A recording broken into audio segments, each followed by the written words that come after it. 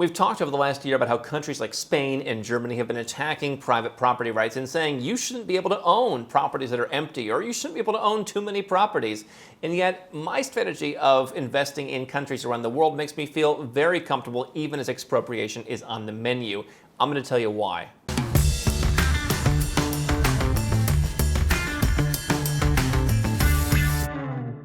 Hi, I'm Andrew Henderson. This is Nomad Capitalist. We're the channel and the company that helps 7- and 8-figure entrepreneurs and investors, including you nasty property investors who have just too many properties, legally go where you're treated best. Now, we've been talking over the last year about how countries are, in cities, are talking about referendum, like in Berlin. Hey, you have too many properties? The government's going to come in and buy them for a fair price. Forgive me if I don't necessarily believe it's going to be a fair price. I had a friend recently who had a property that was seized by eminent domain in the U.S. Did he get a fair price? Well, he doesn't think so. I'm sure they think so, but it was his property. We've talked about how Spain, if you have properties that are empty, that's a problem. Other jurisdictions in the Western world have talked about doing the same thing. Do you know where they're not talking about taking people's properties? Southeast Asia, Thailand. Why? They're trying to bring property investors in. Any country that issues buy property and get a residence permit, by and large, Spain being a notable exception, but that's not at the national level. But we've been talking about how expropriation is increasingly an issue in Western countries. And what I've surmised is that the countries that have lost touch with why that's a bad thing are the more likely ones to do it, whereas the countries that have come out of the doldrums perhaps remember why it's not a good thing to do it. So a comment came up from a guy named Michael. Michael's picture looks like he's in front of the school picture day with the clouds in the background. And he says, in response to expropriation, it appears the problem is government wherever you are. Don't disagree. If private property rights were sacrosanct, then this would not be an issue. Again, don't disagree. It would be nice for that to be the case, but don't disagree.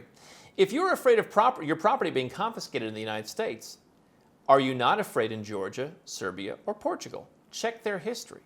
If ping pong, now here's where the ad hominem attacks come in. You always wait for this. It's always like sneaking up on you. If ping pong capitalists would take some of that tax savings and support liberty, everyone would be better off. You would have peace of mind. And I have talked about how peace of mind is one of the great things that I've had, especially since fully cutting my ties with the United States. Now, I'm going to take issue with a couple of these things. First of all, and quickly, come to Nomad Capitalist Live next time, and you'll see some of these tax-saving liberty money, people giving money to liberty causes. I've been a big proponent of charity, and I've been a big proponent of liberty. What I'm not a big proponent of is putting money into helping people stay and fight and change the government, because the government is a reflection of the people. And look at the government in the United States in my lifetime over the last 3.5 decades. Look at where the people are. Look at the things the people in the electorate are demanding now, including people, young people. What is it they're demanding? And would that have been demanded 10, 20, 30 years ago? Is supporting candidates who go against that the wave of the future? I don't think so. I think it's going to get worse and worse and worse. And like any addict, they're going to have to hit rock bottom before they recover. If you're an alcoholic, you don't kind of like get mildly uncomfortable and then, you know what, I'm going to stop drinking. You've got to hit rock bottom. That's what I've learned from seeing people who have addictions. You have to hit rock bottom. These legacy brain countries have not hit rock bottom. They certainly don't think they've hit rock bottom, I can tell you that. They're not sleeping on the streets under a rock with a flickering light above them. That's not where they're at yet.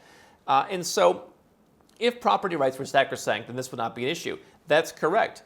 I'll check the history of the countries that he mentions here, Georgia, Serbia, Portugal, etc. Have these countries have issues? Yeah, sure. Other countries, Chile have had issues. Chile, will it remain this way forever? Perhaps not. One of the most free economy in all of Latin America, and certainly in South America. They are doing what all highly developed countries do now, and people are starting to demand stuff, and they're talking about taxes and just, some of the liberties have gone. But yeah, look at all these countries and where they were not so long ago. Let's talk about Georgia. I understand the history of Georgia. I happen to live in a building where it was at one time one big, beautiful apartment, and they cut it up. And so now I live in one of the cut-up parts of this big, beautiful building in the middle of the city. I understand that. But if you look at what's happened in Georgia and you look at the culture and you look at the political reforms that were put in place, they made it much more difficult for that to happen. I said many years ago, and I was in Nicaragua, look at what happened in Nicaragua not that long ago. And yet now the government is encouraging people, as is Georgia, to come in. When you look at Airbnb, for example, okay, people want to run an Airbnb to increase the yield on their properties because the banks in the West have tanked interest rates to 0 or below. So you're looking for yield. Long-term rentals aren't good enough anymore for some people. Now, I don't do Airbnb.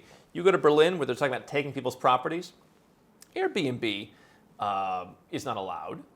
You go to a lot of these places. Now you can argue why it should or shouldn't be allowed. It's funny, the same people who argue for liberty are then like, but it's noisy for the neighbors.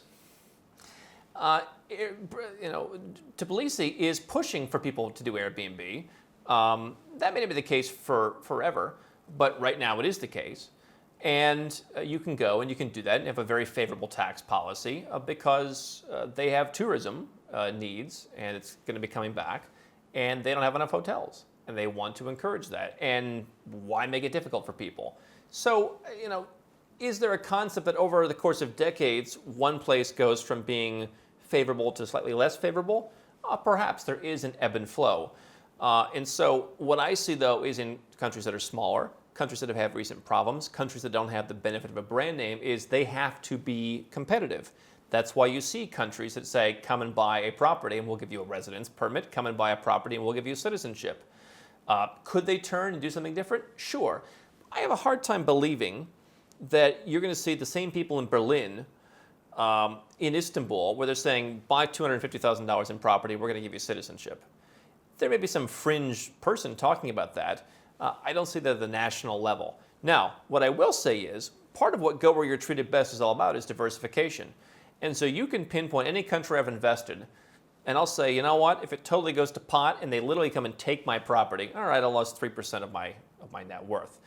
Because not only do I own some property individually, I might own property in various REITs and things like that, so I can afford to buy properties in a place like Singapore and other places where it's already being managed and they'll deal with the hassles. But for individual property, I'm going to be very diversified. And so do I think if I buy property in the U.S., the government's going to take it? Not just outright come and take it. Now, they could take, as they did for my friend, eminent domain, and they could underpay you. They could, as I saw when I had some properties in the United States, they could come and nickel and dime you to death with you didn't cut your grass, it's half an inch too high. They could do all kinds of other things. They could raise property taxes. That's what happened in Greece, where there's a de facto taking your property, but people literally who were going to inherit property said, please, no, we don't want it.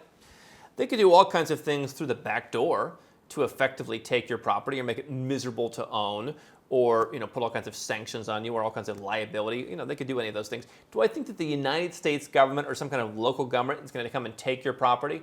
No, but I will say this. Look at the civil forfeiture situation in the U.S. Look at some burrito shop owner who has $30,000 in cash and it gets taken away because she must be a criminal mastermind. I mean, look at all the things. Look at where they go in and take people's safe deposit boxes from a private vault that they weren't even authorized to take. You think the Constitution is going to protect you?